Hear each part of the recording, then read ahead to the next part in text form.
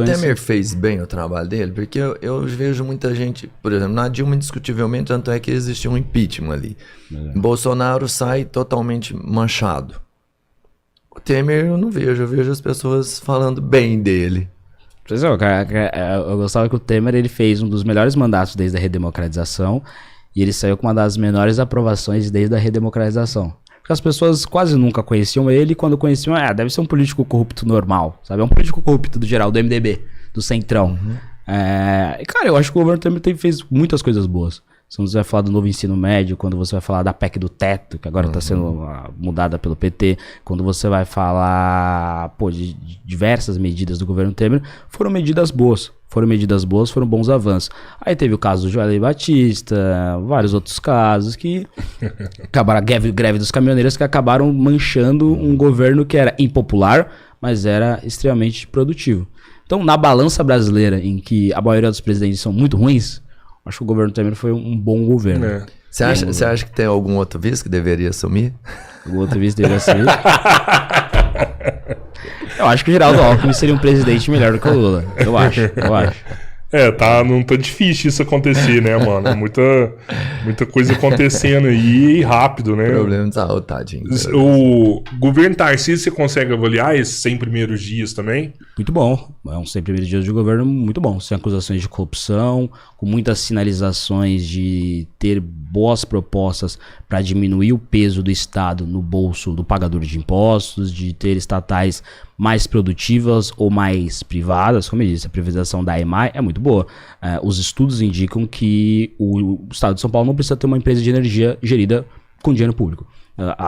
O estudo que deve ser solicitado provavelmente para o Banco Mundial, que é uma instituição, né, internacional com credibilidade para a privatização da Sabesp, que deve ficar para 2024, é um estudo que ele só vai ser mandado para a Assembleia se o Banco Mundial ou a instituição que vai fazer essa pesquisa provar que a privatização da Sabesp vai causar a diminuição do preço da conta de água, das contas ali da Sabesp, e também a universalização do saneamento. E os estudos preliminares indicam que se a Sabesp continuar pública, a gente vai ter a universalização do saneamento em 2032. Se ela for privatizada com uma boa privatização, serão 4 anos antes, 2028.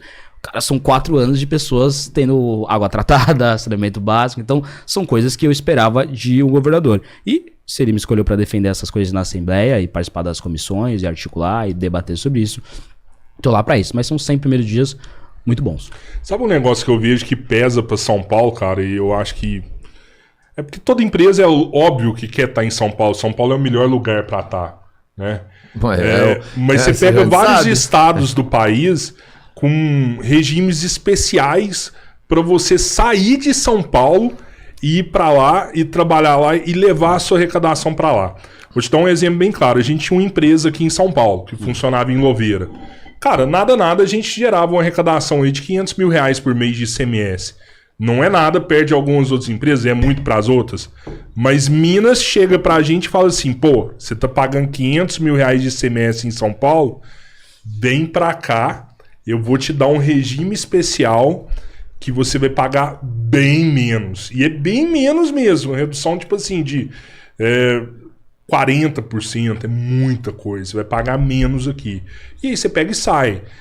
Eu sei que tem regime especial em Minas. Eu sei que Santa Catarina tem. Espírito Santo tem muito. Paraná tem um regime lá que chama Paraná Competitivo também, que as empresas saem de São Paulo e vai para Paraná. Tem como combater isso e chamar esse pessoal de volta? Até outra informação, um problema que eu vejo muito para São Paulo é a cidade extrema. São Paulo perde muita empresa para extrema, porque tá perto de São Paulo e tem o benefício fiscal de Minas Gerais. Tem essa conversa dentro da Câmara? Dá para fazer alguma coisa em relação a isso? Assembleia Legislativa do Estado de São Paulo. A Câmara Municipal e a Câmara dos Deputados. Foi mal. Só se confunde aí, faz parte. Eu confundo isso aí, Assembleia. Eu nem sabia que tinha isso. É diferente. O lance é que isso é a chamada guerra fiscal, que é uma coisa feia, mas é aquilo. Na economia você tem essa disputa. Quando você entra num sistema econômico em que está todo mundo praticando esse mecanismo, o melhor é você praticar esse mecanismo também do que você ficar fazendo o mecanismo correto. E São Paulo, por muito tempo, não participou da guerra fiscal. Aí Minas Gerais participou, aí Paraná participou, aí Santa Catarina participou, e aí as empresas saíram de São Paulo. Então, pro estado de São Paulo, nós temos que participar dessa guerra fiscal, que é um conceito econômico que eu sou contra, mas eu também sou favorável às empresas paulistas ficarem no estado de São Paulo, isso obviamente não prejudicar o povo paulista e também as empresas e os trabalhadores paulistas também. O governo Tarcísio de Freitas, ele mandou para a Assembleia recentemente um pacote, na verdade ele mandou para a Assembleia, ele fez uma série de decretos, inclusive que eu participei da assinatura desses decretos, onde ele reduziu ICMS, ICMS e alguns outros impostos em alguma série de produtos, carne, leite, etc., para competir com principalmente Minas Gerais nessa guerra fiscal. A situação de extrema é absurda. São Paulo tem um regime fiscal, Minas Gerais tem outra, a cidade extrema fica a uma rua do estado de São Paulo. Então, aqui ele paga 2x de impostos, se ele atravessar a rua, ele vai só pagar X. O que o cara faz? Ele vai colocar lá e a população de São Paulo vai continuar convivendo em São Paulo. O trabalhador dessa empresa vai continuar convivendo em São Paulo. Ele trabalha em Minas, produz em Minas, Minas Gerais recolhe esse imposto, ele continua convivendo em São Paulo. Então, a gente tem que achar mecanismos para que esse tipo de coisa não acontece. Mas você é contra isso aí? Isso é bom, né? A competitividade é bom. A competitividade é boa, só que essa competitividade, quando ela envolve orçamento público, pode não ser tão boa. O orçamento público tá inflado. O orçamento, eu vou te falar de verdade. Fala que vai reduzir imposto, eu acho maravilhoso. O Brasil em si, não é que ele arrecada pouco. É que ele não distribui da forma gasta correta. mal, né? Gasta mal. Exatamente. É isso que eu tô dizendo. Eu não sou contra a diminuição de impostos. Só que a gente vive num país, como eu disse, tipo, independente da gente querer menos imposto ou mais imposto, eu quero menos, uma coisa é um fato. O Brasil gasta muito. O Brasil gasta muito. Então, se o Brasil gasta isso... Onde o Brasil gasta muito? O Brasil gasta muito em, posso te falar, cara, em todas as áreas. O ponto não é questão de investimento. O ponto, ela é a qualidade do investimento. Então você pega a educação, que é onde mais a galera tem que investir mais em educação. Não, tem que investir menos em educação. O Brasil investe só em educação o PIB inteiro da Argentina para todas as áreas. O ponto não é isso. Então tá aí. Mesmo assim tem escola que falta professor, escola caindo aos pedaços, escola com gente sem saneamento básico, sem água tratada, escola sem privado, escola sem giz, sem lousa. Sim. O ponto não é dinheiro. É qualidade do dinheiro e principalmente, que é uma das minhas propostas para a educação de São Paulo, o incentivo para que esse dinheiro seja bem empregado. Então esse é o ponto principal. Então eu sou a favor de reduzir imposto? Sim, mas eu acho que por uma questão lógica a gente tem que ter primeiro diminuir o gasto. Porque se você gasta aqui, você arrecada aqui, e você simplesmente deixa de arrecadar, você está endividado. Você tem que primeiro diminuir o gasto para depois diminuir a arrecadação de impostos. Então, se você vai participar de uma guerra fiscal, o que você vai fazer? Você vai reduzir impostos para essa empresa voltar para cá. Só que você está diminuindo o gasto também. Senão, o Estado está ficando mais endividado, independente dessa empresa voltar para São Paulo. Não. Mas aí a gente tem aquela outra curva.